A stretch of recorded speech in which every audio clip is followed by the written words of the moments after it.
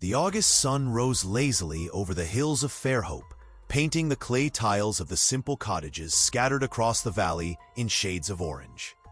The dry air carried the scent of cracked earth and wood smoke, mixed with the faint aroma of brewed coffee drifting from kitchens where women were already preparing breakfast. It was 1952, and the drought punished the countryside with a cruelty the elders said they hadn't seen in decades. The crops were withering, the cattle were growing thin, and families prayed every night for rain that stubbornly refused to fall. Theodore Evans woke before the rooster crowed, just as he had every day since he buried his Mary 3 years ago. The straw mattress creaked as he stood up, his bare feet touching the cold cement floor. Through the crack in the window, he saw his 2 children still sleeping in the small room next door. Jack, 12 years old, and little Daisy, just 7. The boy was hugging his little sister, protecting her from the morning chill with his own thin body. Theodore felt his chest tighten. How many times had he woken up like this, alone, wishing Mary were there to share the weight of it all? He lit the lantern and walked to the kitchen. The wood stove still held embers from the night before. He added 3 more sticks, blew until the flames caught, and put the kettle on to boil. There was a handful of coffee grounds in the jar, enough for 2 more days if he made it weak. In the pantry, there were 2 pounds of cornmeal, half a pound of beans, and a tin of lard that was almost empty. It was all that remained until he could sell the last sacks of corn he had stored in the barn. Theodore put on his patched trousers, his faded work shirt, and pulled on the worn boots Mary had given him for his birthday, shortly before she fell ill. He always wore them with care, as if they were made of gold. He tied his straw hat on his head, grabbed the burlap sack with 3 smaller bags of corn inside, and stepped out into the cold dawn. The cart was parked beside the ranch, and Rusty, the old horse, was sleeping standing up, ears drooping. Theodore patted the animal's neck. "Let's go, old friend. Another day of struggle." The dirt road leading to the village was dusty and full of ruts left by the last wagons that had passed. The sky lightened slowly, revealing the mountains in the distance, blue and silent. Theodore guided Rusty with firm but gentle hands, listening only to the sound of horseshoes hitting the dry earth and the creaking of wooden wheels. He thought about how much he needed to get for the corn. $5 a sack would be enough to buy flour, beans, a little dried meat, and maybe, if there was any left over, a new notebook for Daisy, who loved to draw. When he arrived at the central square of Fairhope, the town was just starting to stir. A few women were chatting at the church door, crossing themselves before heading to their chores. The tower bell rang 6 times. Mr. Augustus's market was opening its doors, and Mr. Joseph's bakery was puffing white smoke from its chimney, bringing with it the wonderful smell of fresh bread baking. Theodore felt his stomach growl. He had eaten only a piece of cornbread for breakfast to leave more food for the boys. He stepped down from the cart, tied Rusty to the trunk of the old oak tree in the center of the square, and grabbed one of the sacks of corn to take to the market. That was when he saw her. Sitting on the stone curb in front of the bakery was a girl. She couldn't have been more than 7 years old, the same age as Daisy. Her brown hair was unkempt, full of knots, and the little blue dress she wore was so patched you could hardly tell its original color. Her bare feet were cracked and dirty with earth, her little legs thin as twigs. But what broke Theodore's heart were the child's eyes. Large, brown eyes, fixed on the bakery window where warm loaves were being placed in wicker baskets. And the tears. Silent tears streaming down her thin cheeks as she pressed her little hands against her belly, trying to silence the pain of hunger. Theodore dropped the sack of corn right there on the ground and walked toward the girl.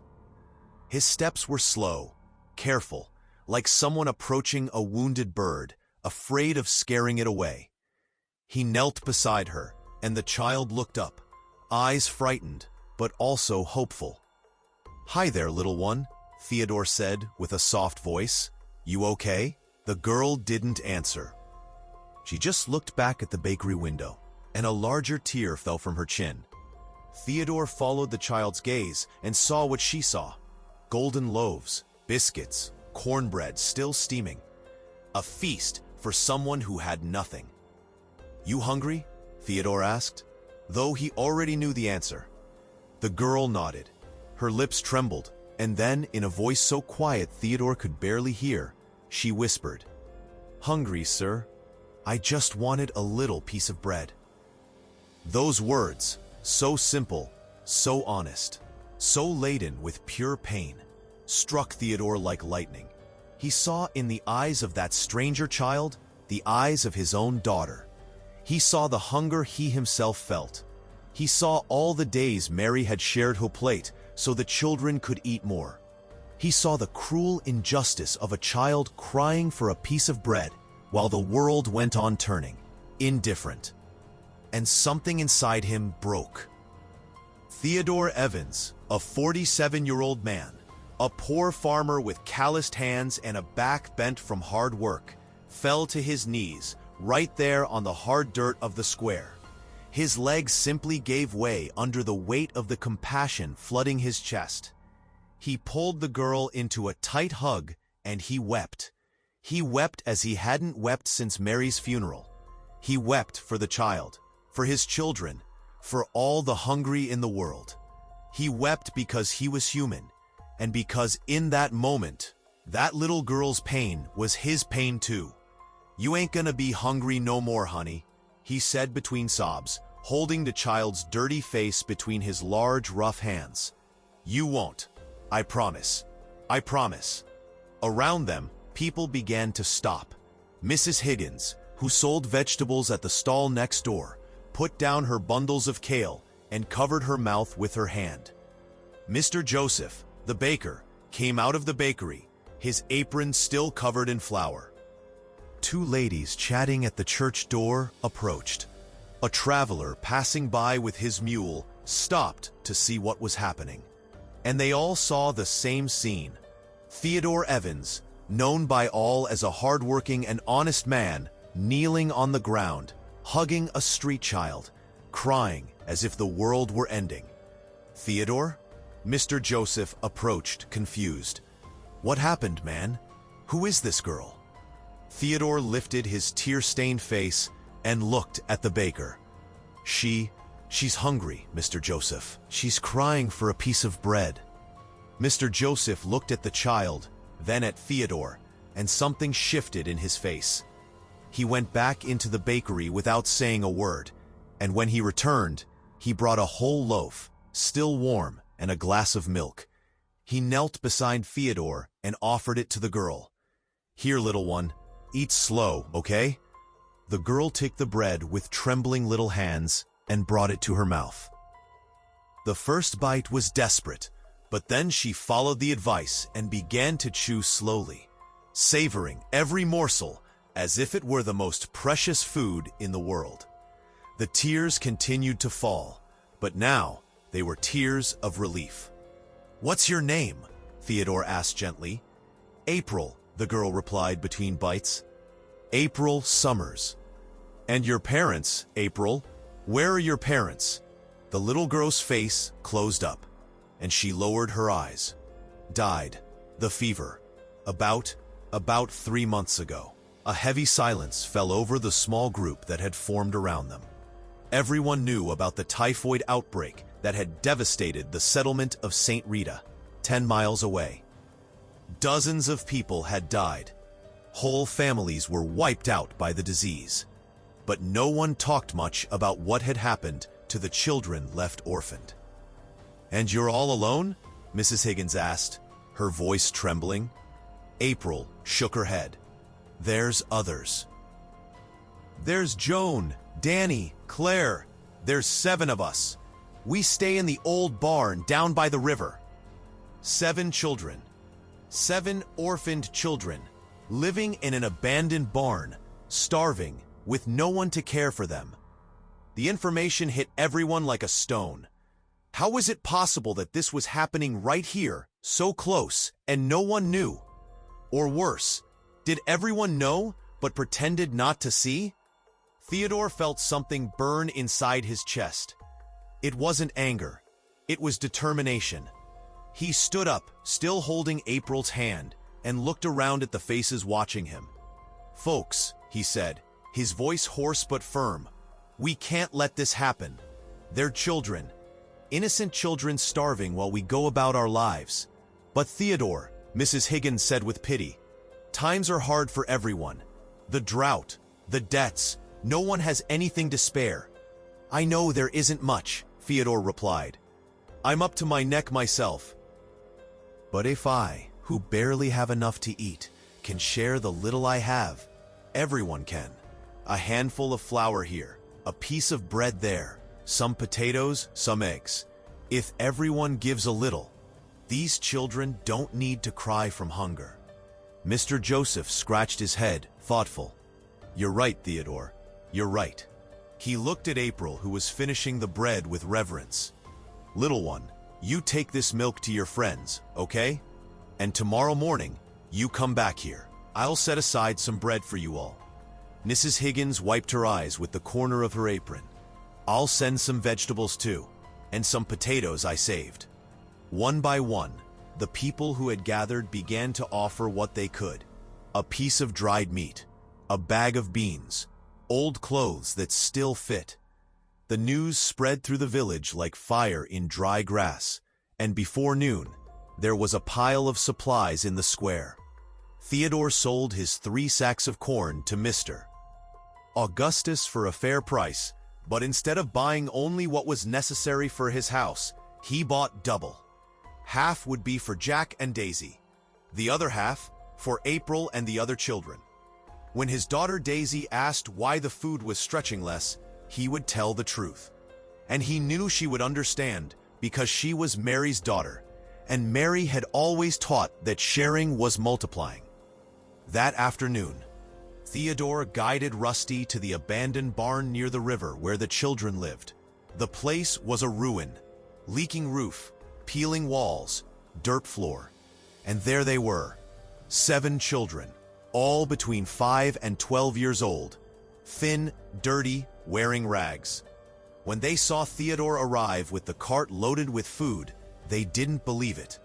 April ran ahead, shouting, "It's him! It's the man who gave me the bread!"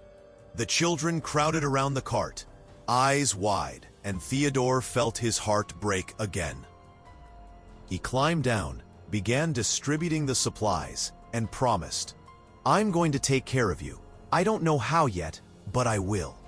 You won't go hungry as long as I have a piece of bread to share." But when he returned home that night, after leaving the children eating beans and flour as if it were a feast for kings, Theodore faced the cruel reality. His pantry was almost empty. The money from the corn sale was gone. He had 3 more mouths to feed now, his own and his children's, and he had promised to help 7 children. How would he do it? Where would he find the strength? Where would the food come from? He entered the small room that had been Mary's and knelt beside the bed. "Mary," he whispered to the emptiness, "help me. Give me the strength to do what is right. I know you would do the same." It was then that his eyes fell on the wooden chest in the corner of the room, Mary's chest, where she kept her most precious things. Theodore had never touched it since her death. He hadn't had the courage. But that night, something called to him. He opened the lid slowly, smelling the scent of lavender Mary used to wear. Inside, there were embroidered sheets, her wedding dress, some yellowed photographs, and at the bottom, underneath everything, an envelope yellowed by time, with his name written in Mary's delicate handwriting. "To Theodore, my love. Open when you need to remember who you are." Theodore's hands trembled as he picked up the envelope. Tears fell onto the paper. He didn't open it that night. He couldn't. He put the letter in his shirt pocket, close to his heart, and lay down on the floor beside the chest, exhausted. Outside, night fell over Fairhope. The stars began to appear in the cloudless sky. And somewhere, in an abandoned barn near the river, 7 children slept with full bellies for the first time in months, dreaming of a man on his knees, who had cried with them and promised not to leave them alone. But the coming days would bring trials that would test Theodore's faith in ways he had never imagined. Because not everyone in the village looked kindly on what he was doing, and because the drought continued, relentless, drying up not only the land, but also people's patience and generosity. The next day, when Theodore returned to the village to check on the children, he found April waiting for him in the square, as they had agreed. But this time, she wasn't alone. The other 6 children were with her, lined up like ducklings, all clean, wearing the clothes the community had donated. When they saw Theodore step down from the cart, they ran to him and hugged him, all at the same time, and he found himself in the center of a whirlwind of thin little arms and shy laughter. "Good morning, Mr. Theodore," April said, with a smile that lit up her whole face. "Good morning, honey," Theodore replied, his heart tight with emotion. He looked at the other children. "And are these your friends?" April made the introductions. There was Joan, 12 years old, who looked after the little ones as if she were their mother. Danny, a 10-year-old boy with a gaze too serious for his age. Claire, 9, who wouldn't stop smiling. The twins Peter and Paul, 6 years old, who clung to each other. And little Rosie, just 5, who hid her face behind Joan but peeked at Theodore with curiosity. "It's a pleasure to meet you all," Theodore said, and he felt he meant it. There was something about those children, a strength, a will to live despite everything, that touched him deeply. Mr. Joseph appeared with a basket full of bread. Mrs. Higgins brought fresh vegetables. Other residents began to arrive with small offerings. But Theodore noticed something. Not everyone looked with sympathy. Some people walked by at a distance, averting their eyes. Others whispered among themselves, casting looks of disapproval. That was when Colonel Arthur Sterling appeared, owner of the largest lands in the region, a fat and pompous man who thought himself superior to everyone. He rode an impeccable white horse, wore a suit even in the heat, and had the most waxed mustache in the whole state. "Theodore Evans," the colonel said with a booming voice, stopping the horse right in front of him. "I heard you're collecting street urchins." "I'm not collecting anyone, Colonel," Theodore replied calmly. "I'm just helping children in need." "Children from another settlement," the colonel insisted. "Children who aren't our responsibility. You know how it is. You start giving food. Soon they'll want to live here. They'll bring disease. They'll steal." "Steal?" Theodore felt anger rise. "Colonel, with all due respect, these children are dying of hunger. They don't want to steal anything. They just want to live. You have children to feed, Theodore. Your own farm is dry. Don't be a fool. Everyone looks after their own. So to you, these children belong to no one? They can starve to death, and we pretend we don't see?" The colonel snorted, impatient. "The world is like this, Theodore. It always has been. There are those who have, and those who have not. You won't change that." "Maybe not," Theodore said, looking into the colonel's eyes without fear. "But I can do my part, and I will." The colonel shrugged and turned his horse. "You'll see where this charity gets you," he grumbled before riding off. Theodore stood there, feeling the gazes weighing on him. He knew the colonel had influence, that his words would spread through the village like weeds. He knew he had made a powerful enemy. But when he looked down and saw April holding his hand, her eyes full of gratitude and trust, he knew he had made the right choice. And in his shirt pocket, right next to his heart, Mary's letter seemed to weigh more, as if calling to him, reminding him of who he really was. But Theodore wasn't ready to open it yet. Not yet. There was work to be done, children to feed, and a long journey ahead. A journey that would test not only his faith and courage, but also reveal secrets that would change everything he thought he knew about love, sacrifice, and the true meaning of wealth. The following days brought a new routine for Theodore Evans. Every morning, before the sun had fully risen, he woke up, prepared the weak coffee that remained, left Jack and Daisy still sleeping, and headed to the abandoned barn where the 7 children lived. He took what he could, sometimes just a bag of flour and some eggs, other times a piece of hard candy Mrs. Higgins had saved, or fruit a supportive neighbor had left at his door during the night. In the first week, Theodore realized he needed more than food to help those kids. The barn was uninhabitable. The leaking roof let the rain in when it rained. The walls had holes where the cold mountain wind blew through, and the dirt floor was always damp and cold. The children slept huddled in a corner, covered only by a few old burlap sacks. So, on a morning in September, Theodore made a decision that would make the village gossip explode. He would bring the children to his own house. "Dad," Jack said when Theodore announced the news at breakfast, "we barely have space for the 3 of us. How are we going to fit 7 more?"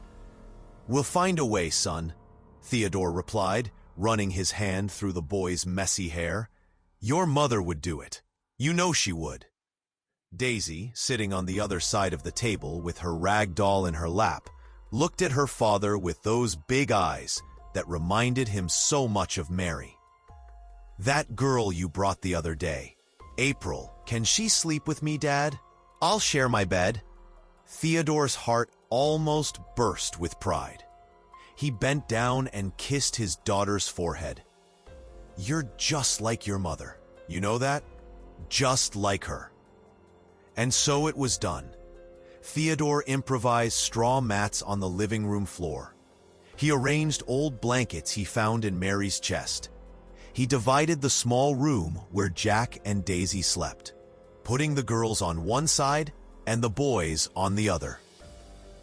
The 3-room house became cramped, noisy, full of life. And for the first time since Mary's death, Theodore felt that those walls had a soul again. But the village didn't see it kindly. "Theodore Evans is crazy," Mrs. Carmen, the church's official gossip, said to anyone who would listen. "Filled his house with street kids. Soon his house will turn into a pigsty. He barely has enough to give his own children," added Mr. Anthony, the store owner. "And he's going to support 7 more mouths? This will end badly." "They say those children came from the settlement where there was typhus," whispered Mrs. Matilda, crossing herself 3 times. "What if they bring disease here? What if everyone gets infected?" The comments reached Theodore's ears like poisoned arrows. He pretended not to hear, but every word hurt. It hurt because he knew the situation was difficult. It hurt because he saw Jack and Daisy eating less so the other children could eat. It hurt because his pantry was practically empty and he didn't know where the next meal would come from. It was on one of those nights of anguish, lying on his straw mattress, which he now shared with Danny. The boy had nightmares every night and needed someone nearby, that Theodore finally had the courage to take Mary's letter. The yellowed envelope had been kept under his pillow since he found it. His hands trembled as he opened it carefully, like handling something sacred. Mary's delicate handwriting danced on the paper in the dim light of the lantern. "My beloved Theodore, If you are reading this, it is because I have already gone, and you need to remember who you are. I know you, my love. I know you are blaming yourself, thinking you are not enough, carrying the world on your back. But I need you to know one thing. You are the richest man I have ever known. Not in money or land. In that, we were always poor indeed. But rich in heart, rich in compassion, rich in that ability to see the suffering of others and not be able to stand still. Remember the day I met you? You had stopped on the road to help an old traveler who had broken a wagon wheel. You spent the whole afternoon there, under the sun, helping a complete stranger. You wanted nothing in return. When I asked why you did that, you said, "Because he needed it, Mary." That was all. It was in that moment that I fell in love with you. Because I saw a man who understands that true wealth is not in what we keep, but in what we give. I know life isn't easy. I know you must be struggling. But don't give up on being who you are. Don't let the hardness of the world harden your heart. Keep being that man who stops to help, even if they call you crazy, even if they say you are wrong. Because in the end, my love, the only thing we take from this life is the love we leave behind. And you leave love wherever you go. Love you eternally, Mary. Theodore's tears fell on the paper, smudging some words. He pressed the letter against his chest and cried silently, so as not to wake Danny, who slept beside him. Mary knew. Even after death, she still knew him better than he knew himself. She knew he would doubt, that he would waver, that he would need to be reminded of who he was. And in that moment, Theodore understood. It didn't matter what the village said. It didn't matter if Colonel Sterling despised him. It didn't matter if the food was running out. He would do what was right, because that was what Mary would do, and because that was who he was deep in his soul. A man incapable of turning his back on those who suffer. The next morning, Theodore woke up renewed. After giving the simple breakfast to the 10 mouths that now depended on him, cornmeal with water and a little hard candy, he gathered all the children in the small living room. "Listen here," he said, his voice firm but affectionate. "From today on, things are going to work differently. This house is small, food is scarce, but it belongs to all of us. You are not guests, you are family. Understood?" The children looked at him with wide eyes, still not fully believing what they heard. "Family shares everything," Theodore continued. "Shares food, shares work, shares joy and sadness. So from now on, the older ones help the younger ones. Everyone has a task. Joan, you and Daisy take care of the food and cleaning. Jack and Danny, you help me in the field. Claire, you watch the little ones while we work. And you, Peter, Paul, and Rosie, you help where you can and you study. Because everyone here is going to learn to read and write. Hear me? Study?" Claire's eyes went wide. "For real?" "For real," Theodore confirmed. "I'll teach you everything I know. It's not much, but it's something. And when the teacher, Mrs. Alice, comes back from the city, I'll talk to her to see if she'll accept you in the schoolhouse." April timidly raised her hand. "Mr. Theodore, why are you doing all this for us?" The question caught Theodore by surprise. He looked at those thin faces, at those eyes that had seen so much pain and loss, and felt his chest tighten. "Because you deserve it," he said simply. "Because everyone deserves a home, food, and someone who cares. And because it's the right thing to do." At that moment, April stood up, ran to Theodore, and hugged him tight. Then, all the other children did the same, and Theodore found himself surrounded by that collective hug, feeling the warmth and love of those small but gigantic souls. The days turned into weeks, and the routine established itself. Mornings began early, with Theodore and the older boys going to work in the field. Even with the drought, he insisted on tending the land, pulling up the little that still grew. The girls took care of the house, which, though simple, was always clean and organized. In the afternoon, Theodore taught the children to read, using an old primer Mary had kept and the family Bible. At night, after a simple dinner, everyone gathered and Theodore told stories. Stories from his childhood. Stories Mary used to tell. Made-up stories that made the children laugh. But not everything was rosy. The money had run out completely. Theodore had sold everything he could sell. Old tools, a saddle he didn't use, even some chickens he had kept. Food was rationed to the extreme. Many nights, Theodore pretended he had already eaten, so the children could eat a little more. And the pressure from the village only increased. Colonel Sterling spread the news that Theodore was delinquent on his land taxes, which was true, and that he would soon lose the property. Carmen said it was a scandal for a single man to live with so many girls, even though he was old enough to be their grandfather. Mr. Anthony refused to give credit at the store. It was Mrs. Higgins, the vegetable seller, who became Theodore's first true ally. On a rainy afternoon in October, she knocked on his door carrying a heavy basket covered with a cloth. "Mrs. Higgins," Theodore said, surprised, opening the door. "Come in, please." "Excuse the mess." "Mess nothing," she replied, wiping her feet on the threshold.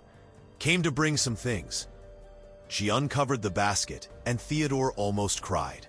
There were potatoes, carrots, pumpkin, kale, herbs, and even some carefully wrapped eggs. "Mrs. Higgins, I can't accept all this," Theodore said, his voice choked. "You've already helped so much." "Hush now, Theodore Evans," she said firmly, but her eyes shining. "You think I don't know what you're doing here? Think I don't see you thin, working like a convict, caring for these children as if they were yours? But, no buts. My husband died 5 years ago. My children grew up and left. My garden gives more than I need. So from now on, every week I'm bringing a basket. And I don't want to hear a no." Theodore held Mrs. Higgins' rough hands in his. "May God bless you, ma'am." "I've already been blessed," she replied with a sad smile. "Now it's time to bless others." And she kept her word.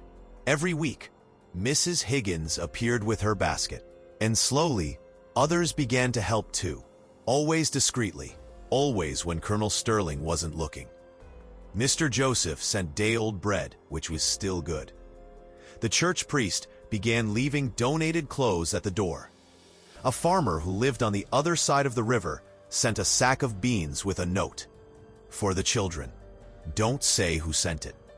Theodore realized that, beneath the layer of judgment and gossip, there were still good people in Fairhope. People who understood. People who cared. It was on one of those afternoons of shared work that Theodore and April had a conversation that would change everything. They were sitting on the front step, peeling potatoes Mrs. Higgins had brought, when the girl asked suddenly, "Mr. Theodore, are you scared?" "Scared of what, honey?" "Scared of not making it. Scared of having to send us away." Theodore stopped peeling the potato and looked into those big, serious eyes. April was only 7, but her eyes seemed older, as if they had seen things no child should see. "I am scared, yes," Theodore replied honestly. "I'm scared every day. I wake up scared, I work scared, I sleep scared." April's eyes filled with tears. "So we're gonna have to go away?" "No," Theodore said firmly, pulling the girl close.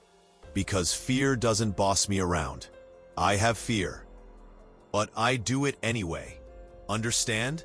Courage ain't not having fear. It's having fear and doing what needs to be done anyway. Like you did that day in the square? Like that day." April was silent for a moment, processing. Then she asked, "Why did you cry that day, when you saw me?" Theodore took a deep breath. No one had ever asked that before. Because I saw my own daughter in you. I saw all the children in the world who go hungry. And I saw that if I did nothing, if I just walked past and pretended not to see, I was going to lose a piece of myself. I was going to lose what makes me who I am. And who are you? Still trying to figure that out properly, Theodore said with a sad smile. But my Mary, my wife who died, she always said I was a man who can't see someone suffer and stand still. Guess she was right. I wish I had met her. She would have loved you. Would have loved all of you. April went back to peeling potatoes, but now with a small smile on her lips. And Theodore realized that simple conversation, that moment of shared vulnerability, had built a bridge between them. A bridge of trust, of love, of true family. But not everything was sweet moments. The following week, Colonel Sterling appeared again, this time accompanied by 2 henchmen. He banged on the door hard, frightening the children playing in the yard.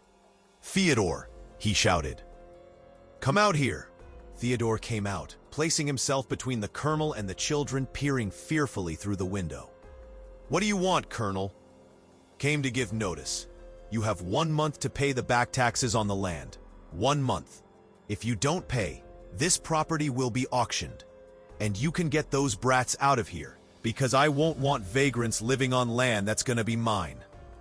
"This land has been in my family for 3 generations, Theodore said, trying to keep his voice calm despite the anger boiling inside. "Was in your family. Now it's gonna be mine, unless you can come up with $1,000 in a month." The colonel smiled maliciously. "And we know you don't even have 100. "God will provide," Theodore said. "God," the colonel gave a cruel laugh. "Theodore, God helps those who help themselves. And you're doing everything wrong." Filled the house with street kids, starving, and think God's gonna send money from the sky? "You don't understand anything," Theodore replied, and for the first time there was fire in his voice. "You have land, money, power, but you don't have what I have. You don't have love. You don't have a real family. Look inside there, Colonel." He pointed to the window where the children were watching him. "See those kids? They look at me like they look at a father. Hug me every day. Make the house have life. That you will never have, even with all your money." The colonel's face turned red. 1 month, Theodore. 1 month, and this land will be mine. Then you and your brats will see what's what. He turned his back and left, the henchmen behind him. Theodore stood there, trembling with rage and fear. $1,000 in a month? It was impossible. There was no way. The farm wasn't producing. He had nothing left to sell. The little money he managed came from odd jobs he did here and there, but never more than a few coins.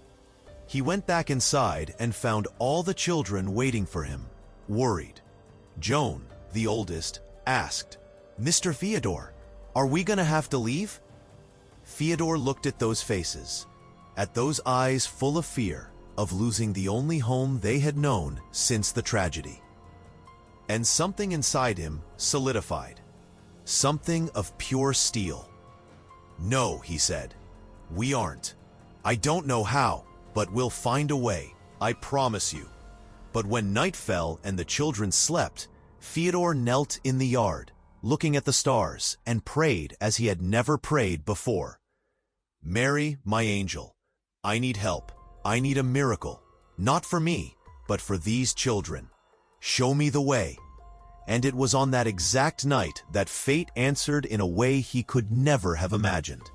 Because the next morning, a wagon would arrive at his door. A wagon pulled by a tired mule, driven by a woman Theodore hadn't seen in over 20 years. A woman whose face he thought he had forgotten, but recognized instantly. A woman who carried with her not only supplies and help, but a secret that was about to explode and change everything. Her name was Helen, and her arrival would mark the beginning of the end, or the end of the beginning, of everything Theodore knew. The sun had barely risen when Theodore heard the sound of the wagon stopping in front of his house. He was in the yard, washing his face in the basin of cold water, trying to shake off the fatigue of another sleepless night. The sound of wooden wheels creaking on the dirt made him lift his head. Who would it be at this early hour? He wiped his face with the old cloth he hung on the clothesline and walked to the front of the house. What he saw made him stop in his tracks, his heart racing inside his chest. A woman was stepping down from the wagon.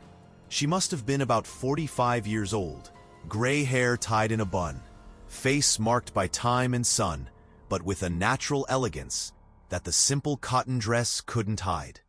She held the mule's reins with firm hands, and when her eyes met Theodore's, there was a moment of mutual recognition that seemed to freeze time. "Helen?" Theodore whispered, incredulous. "Theodore," she replied, and her voice was exactly as he remembered, soft, but strong. "It's been a long time. Over 20 years, Theodore said, still processing what he saw. Helen, the woman he had almost married before meeting Mary. The woman who had left Fairhope without warning, leaving only a letter saying she needed to follow another path. "What are you doing here?" Helen stepped completely down from the wagon, and Theodore noticed she had the cart full of sacks and crates. "I heard about what you're doing," she said. "About the children. About the struggle you're facing. How did you know?" "News travels, Theodore, even to those who live far away." She gave a small smile. "I live in Springfield now. I have a small inn there. But when Mrs. Higgins sent a letter telling your story, I knew I needed to come." "Mrs. Higgins wrote to you?" "She was my childhood friend. We never lost touch." Helen looked at the house, where the window curtains were moving. The children were peeking with curiosity. "Can I meet them?" Theodore was still stunned by Helen's sudden appearance, but he nodded. "Of course, come in."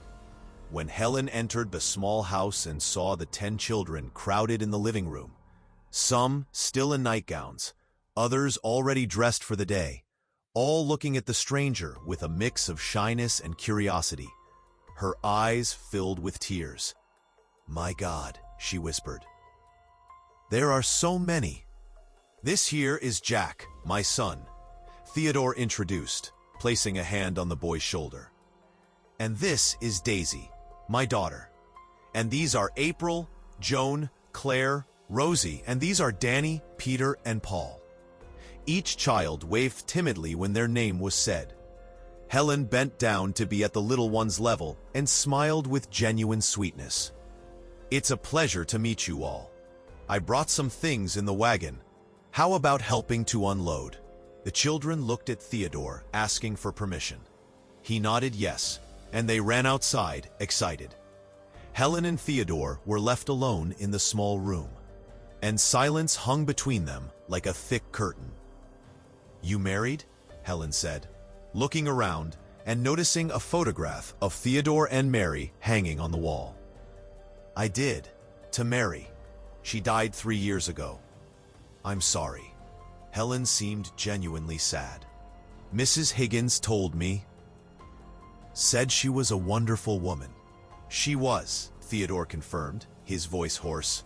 "The best person I ever knew." Helen was silent for a moment, then said, "I imagine you're wondering why I came." The question crossed my mind. "I came because—" Helen took a deep breath, as if gathering courage. "Because when I heard what you're doing, caring for these children even without having anything, I remembered the man I knew 20 years ago, the man who stopped on the road to help a driver with a broken wagon wheel, the man who gave food to beggars even when he himself had little. And I thought, this man hasn't changed, and he needs help." "I always need help," Theodore said with a sad smile. "But I learned to get by, Not alone, Theodore. No one can carry the world alone. Helen touched his arm lightly. I brought supplies. Flour, beans, rice, dried meat, oil. Enough for you to last a couple of months. I also brought blankets, clothes, medicine. Theodore felt tears burn in his eyes. Why? Why are you doing this? Helen looked him in the eyes, and there was something there. Something old. Something that had never been said. Because I owed it. Because I left when I should have stayed. Because, she paused, choosing her words carefully. Because some debts from the past are never fully paid. But we can try. Before Theodore could ask what she meant by that, the children came running back, carrying the first sacks from the wagon.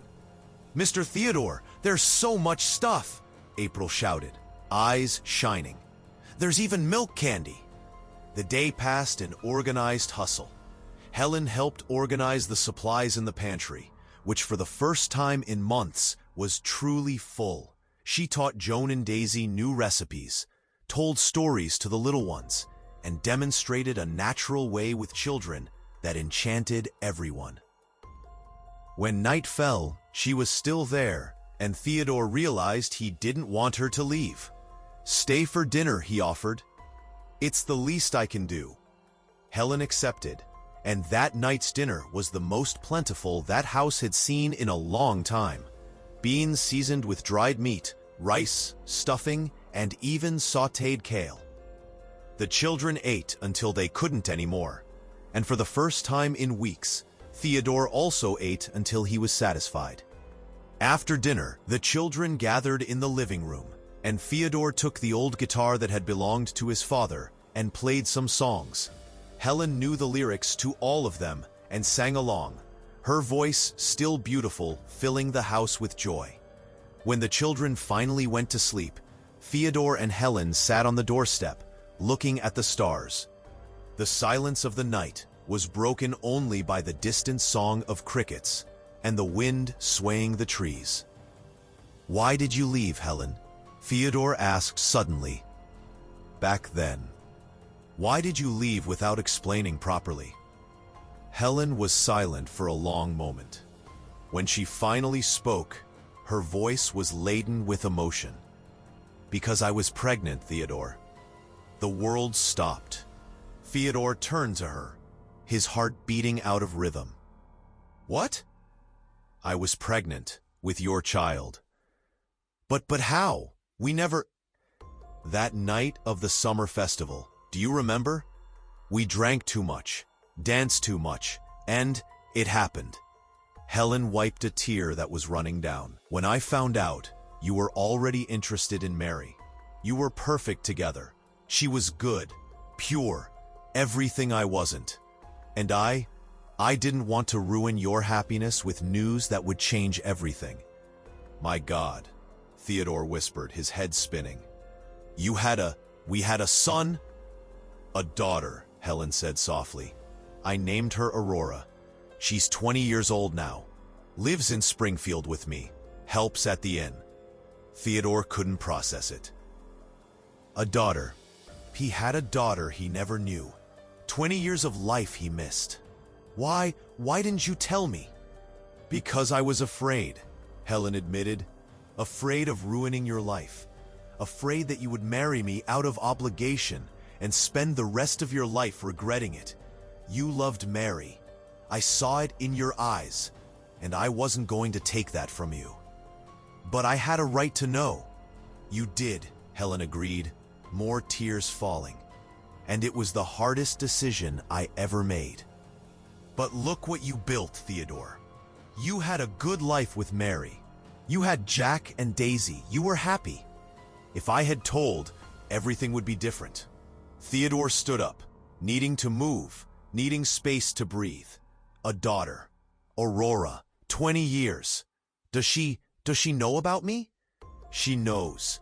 I told her everything when she turned 18. It was she who encouraged me to come here now. Said, Mom, this man needs help. And you need to make peace with the past. I want to meet her, Theodore said immediately. I need to meet my daughter. And you will. She wants to meet you too. But Helen hesitated. Theodore, there's one more thing you need to know, and that's why I really came. It's not just about Aurora. What else? Helen took an envelope from her dress pocket. A yellowed envelope, very similar to the one Mary had left. When your Mary got sick, in the last days before she died, she sent me a letter. I didn't understand how she knew where I lived, but she knew. The letter arrived a week after she died. What did she write? She wrote that she knew. About me, about you, about Aurora. Said she always knew from the beginning. Theodore's world collapsed again. Mary knew? She knew, and she forgave me. Said she held no grudge, that she understood why I did what I did. And she asked me for one thing. Helen extended the envelope to Theodore. Asked that if you ever needed real help, if you were fighting alone against the world, I should come. Said you would need someone who knew your whole story. Someone who could remind you of who you always were. Theodore's hands trembled when he took the envelope. Inside was a letter in Mary's delicate handwriting. Helen, if you are reading this, it is because I have left. I want you to know that I never held a grudge. I always knew about Aurora. I found out by chance in a conversation I overheard when Theodore and I were already married. At first, it hurt, I confess. But then I understood that you did what you did out of love. Love for him, enough love to let him be happy. Theodore is a special man. You know that better than anyone. He carries the world on his shoulders and never asks for help. He is proud, but the good kind. The pride of someone who wants to do everything alone so as not to bother anyone. That's why I ask you, if he needs it, go to him. Not for what you had in the past, but for what he is in the present. A man who deserves to have someone by his side in difficult times. And Helen, forgive yourself.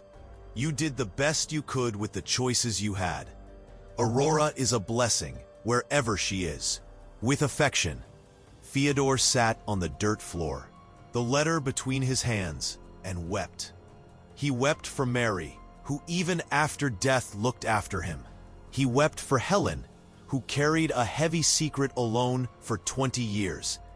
He wept for Aurora, the daughter he never knew.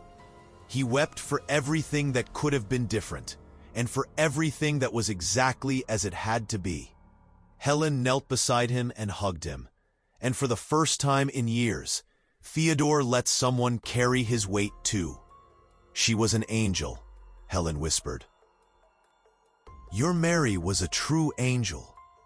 She was, Theodore agreed. And I think she's still looking after us. They stayed there, hugging on the yard floor, under the stars, processing 20 years of revealed secrets. And for a moment, Theodore felt a peace he hadn't felt in a long time. He wasn't alone. He had Helen. He had the children. He had memories of Mary guiding him. He had a daughter he was about to meet. But the peace was short-lived, because the next day, right at lunchtime, when all the children were gathered at the table eating the beans Helen had prepared, Colonel Sterling arrived. And this time, he didn't come alone. He brought 4 armed henchmen, the town sheriff, and a court officer. Theodore Evans, the officer shouted, banging on the door hard. Open this door. I have a warrant here. Theodore opened the door, his heart sinking. Helen appeared behind him, the children peeking frightened through the kitchen window. What is this? Theodore asked, though he already knew the answer. Eviction order, Colonel Sterling said with a venomous smile. You didn't pay the taxes. The land was auctioned this morning, and I bought it. This property is now mine. You have 24 hours to vacate. But you said a month, Theodore protested. Said I had a month. Changed my mind, the colonel said coldly. Moved up the auction. It's all legal, within the law. You can ask the officer here. The court officer, a short and sweaty man, waved a paper. It's true. The auction was legal. You had debts for over a year, gave enough notice. Now you have to leave. This is injustice, Helen shouted, coming out from behind Theodore. You are expelling a man who cares for orphan children. What kind of people do this? The kind that respects the law, the colonel replied, looking Helen up and down. And who are you, woman? Another freeloader? I'm someone who knows men like you, Helen said with contempt. Men who have everything, but have nothing. Who sleep in a golden bed, but wake up with an empty heart. The colonel's face turned red with anger. 24 hours. If by this time tomorrow you're still here, I'll have my men remove you by force. And the children? They go to the orphanage, where they should have been from the start. No, April shouted from inside the house. We're not going to the orphanage. This is our home. All the children began to cry. The sound of their tears echoed through the yard, and even the sheriff looked uncomfortable. But the colonel was unmoved. 24 hours, he repeated. He turned and left, the henchman and the officer behind him. Theodore stood still, watching the dust the entourage raised as they left. He felt his knees weaken. Everything he had fought to build, everything he had promised those children, was crumbling. The house was going to be taken. They would be on the street. The children would go to the orphanage, separated, lost in the system. He had failed. Helen held his arm tightly. It's not over, Theodore. It's not over yet. It is over, he said, his voice dead. I don't have money to buy other land. I have nowhere to take these children. It's over. Listen here. Helen turned him to face her. That man there, that miserable colonel, he has money, but he doesn't have what you have. He doesn't have love. He doesn't have faith. He doesn't have an army of children who believe in you. He doesn't have a community that deep down knows you're right. And what good is that against an eviction warrant? It's good for everything, Helen shouted. Because the truth always comes out, Theodore. Always comes out. And there's something you don't know yet. Something I found out when I was investigating the situation here. What? Colonel Sterling didn't buy this land legally. He bribed the registry official to move up the auction without notifying you properly. It's fraud, and I have proof. Theodore widened his eyes. Proof? How? Because the registry clerk is the brother-in-law of the owner of the inn where I stay in Springfield. And when he drank too much one night, he told everything. Told about the bribe. Told about the colonel's threats. And I got a letter from him confessing, in writing. Where is this letter? Helen ran to the wagon and came back with an envelope hidden under the seat. Inside was a letter written with trembling handwriting, confessing the whole scheme. It was the proof they needed, the proof that could bring down the colonel. We need to take this to the judge, Theodore said, hope lighting up again in his chest. Now, not just to the judge, Helen said. To the priest, to the honest sheriff in the next town, to everyone. Let's expose this man. Let's show all of Fairhope who he really is. And that was what they did.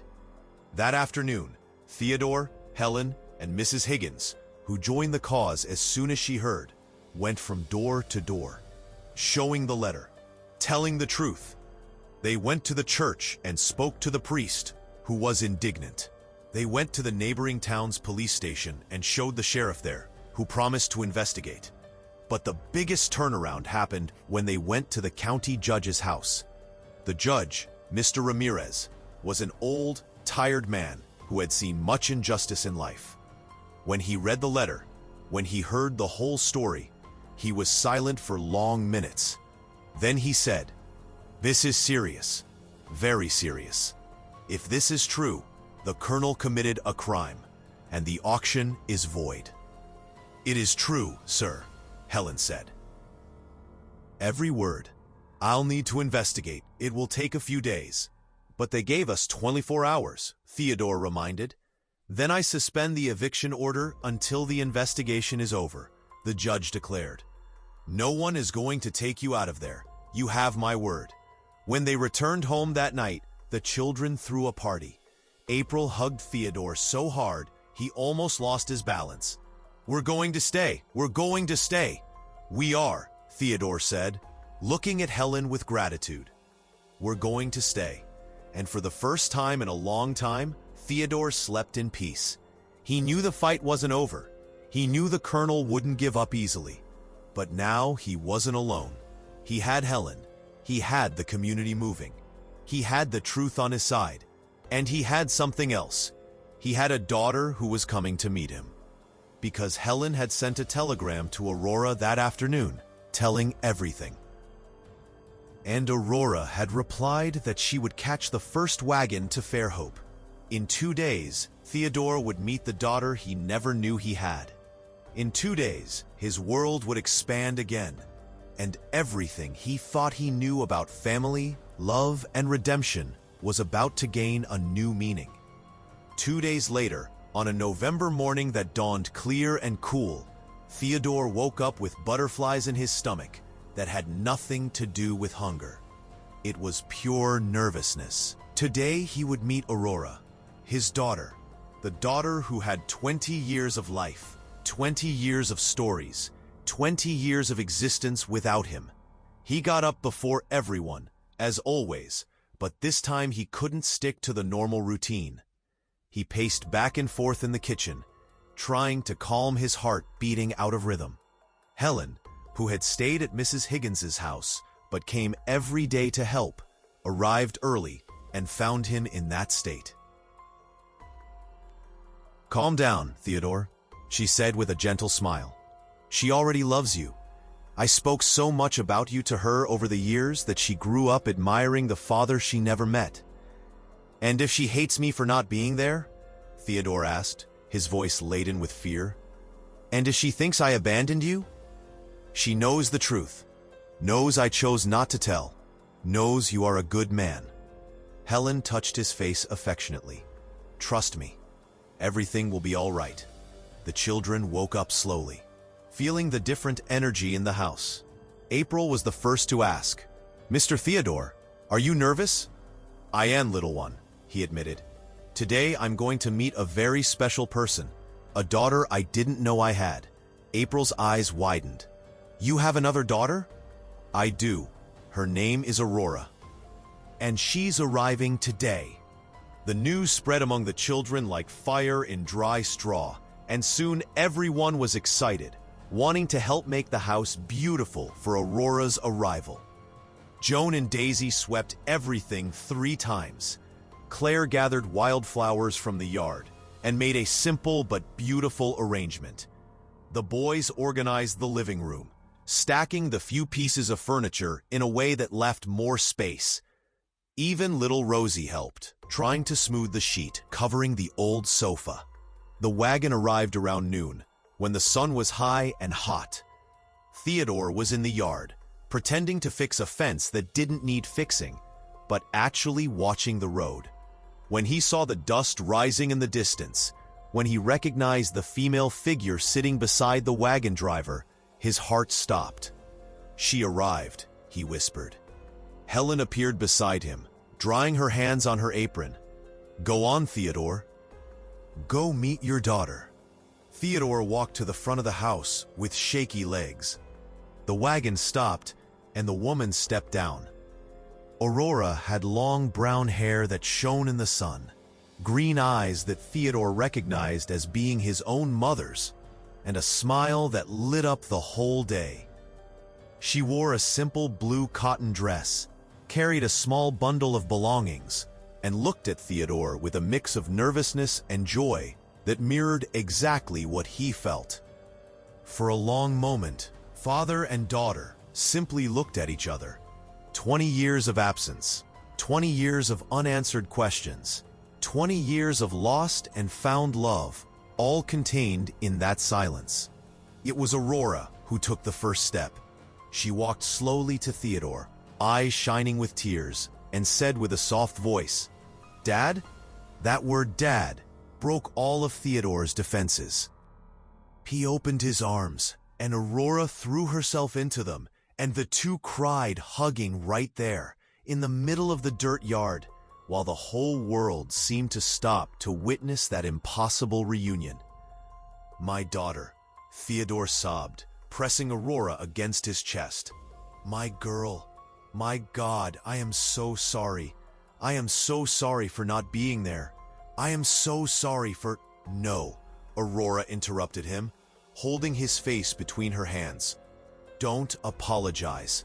Mom told me everything. You didn't know. And even without knowing, you lived your life being exactly the man I always wanted to have as a father. A good, generous man who cares for children no one else wants. You don't have to apologize for anything." Theodore looked into his daughter's green eyes and saw forgiveness, acceptance, love. He saw a second chance he didn't deserve, but was being offered anyway. "I love you," he said, the words coming from the bottom of his soul. "I didn't even know you until now, but I love you." "I love you too, Dad," Aurora replied, and smiled through her tears. Helen approached, and the three hugged. A strange patched family, born of secrets and separations, but family nonetheless. And around them, the children watched in respectful silence, until April couldn't take it and ran to join the hug, followed by all the others. And soon there were 10 children and 3 adults in a giant collective hug that looked more like a bird's nest.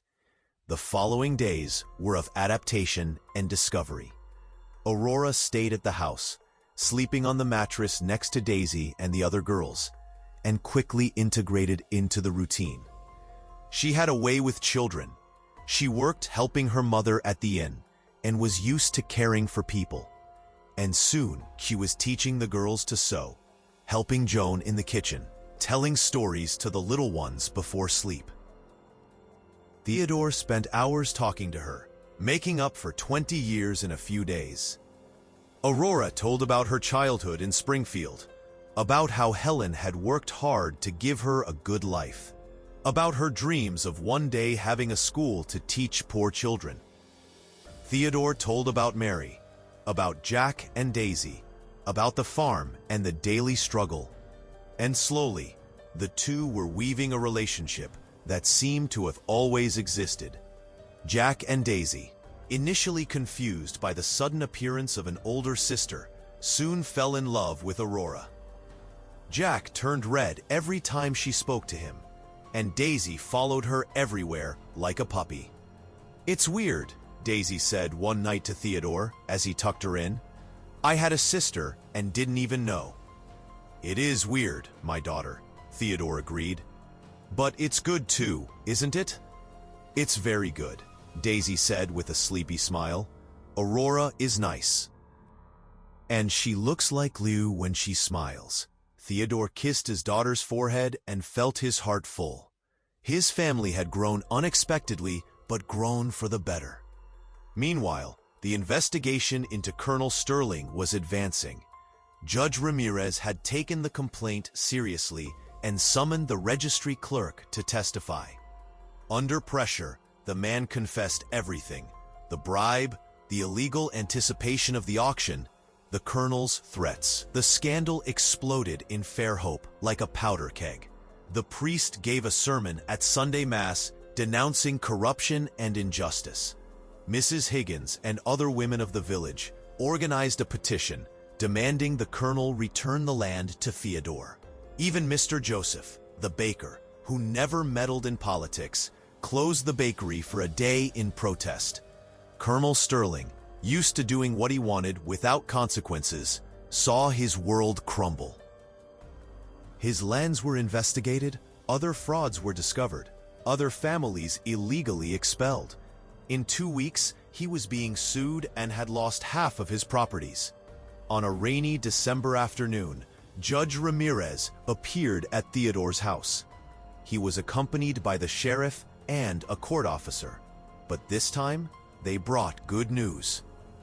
"Mr. Theodore Evans," the judge said formally, but with a smile on his lips. I come to inform you that the auction of your property has been declared void. The land returns to being yours. And more, Colonel Sterling has been ordered to pay you compensation for damages caused. Theodore couldn't speak. He simply stood there, looking at the judge, processing the words. The land was his again. The house, the yard, the farm, everything returned to his hands. How much is the compensation? He finally asked. $2,000, the judge replied. Double the taxes you owed. It will be enough for you to pay all debts and still have left over to invest in the farm. $2,000. It was more money than Theodore had seen in his entire life. It was enough to start over, to plant again, to give a dignified life to the children. The children, who had heard everything from the window, exploded in screams of joy. They ran out into the yard, dancing in the rain, laughing, crying, jumping. Theodore joined them, and soon everyone was dancing in the mud, soaked, happy as never before. "We won!" April shouted. "We won! We won!" Theodore repeated, picking the girl up and twirling with her.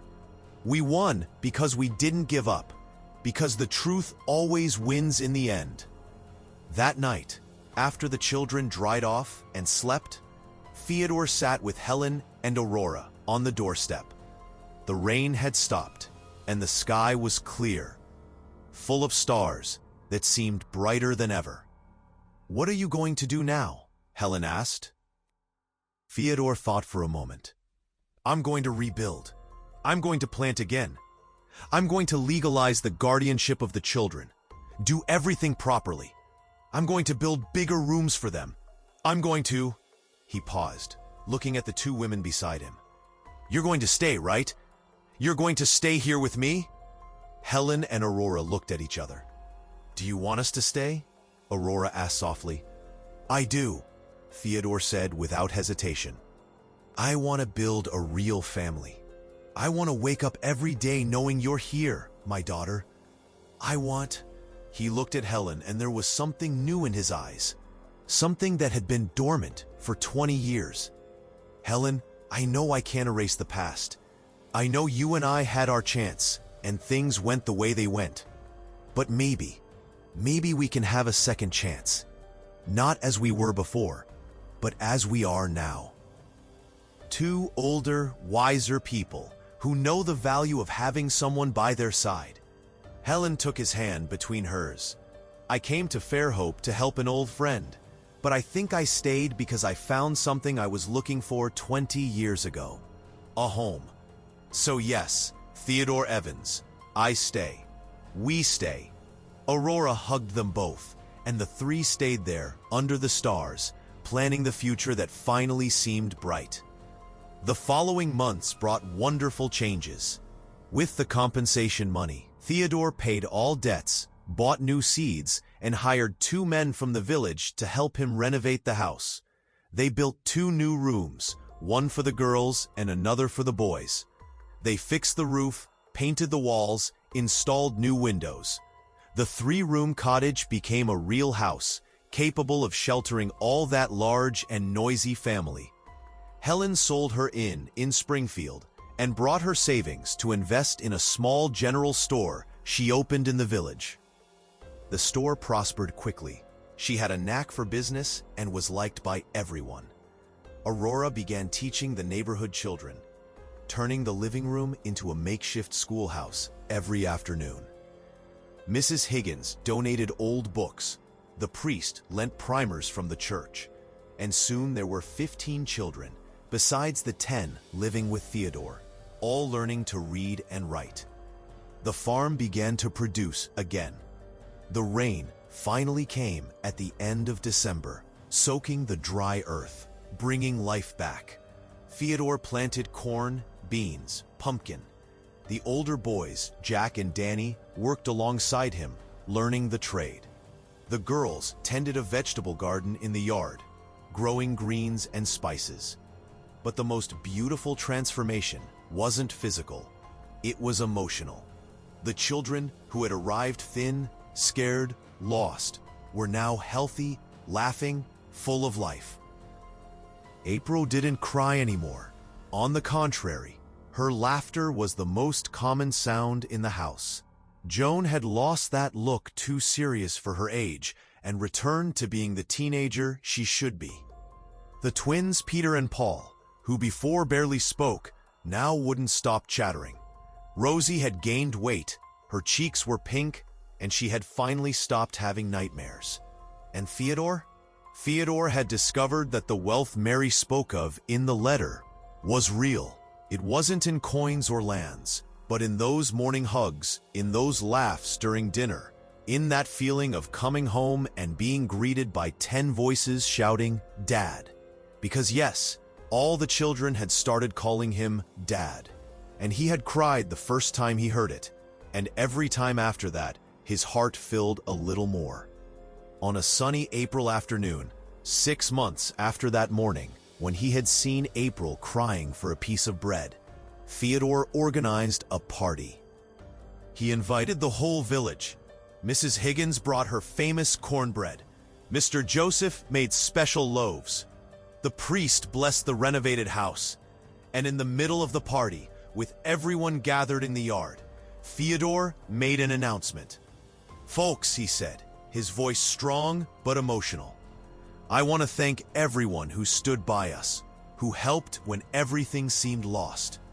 You gave us more than food or money. You gave us hope. And today, I want to make an official announcement." He looked at Helen, who was beside him holding his hand, and smiled. "Helen accepted to marry me, and we are going to make this whole family official. We are going to legally adopt every one of these children. They won't be orphans anymore. They will be Evanses." The party exploded in applause and shouts of joy. The children surrounded Theodore and Helen, jumping, crying, laughing. And in the middle of that happy chaos, Theodore looked up at the cloudless blue sky and whispered, "Thank you, Mary.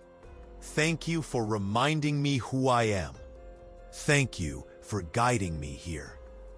The wedding happened 2 weeks later, in a simple ceremony at the village church. Theodore wore the suit that had belonged to his father, fixed and ironed with care by Joan. Helen wore a simple white dress she sewed herself, and the 10 children were all lined up in the first row of pews, dressed in new clothes the community had donated, watching with shining eyes as the priest united those 2 survivors in a new family.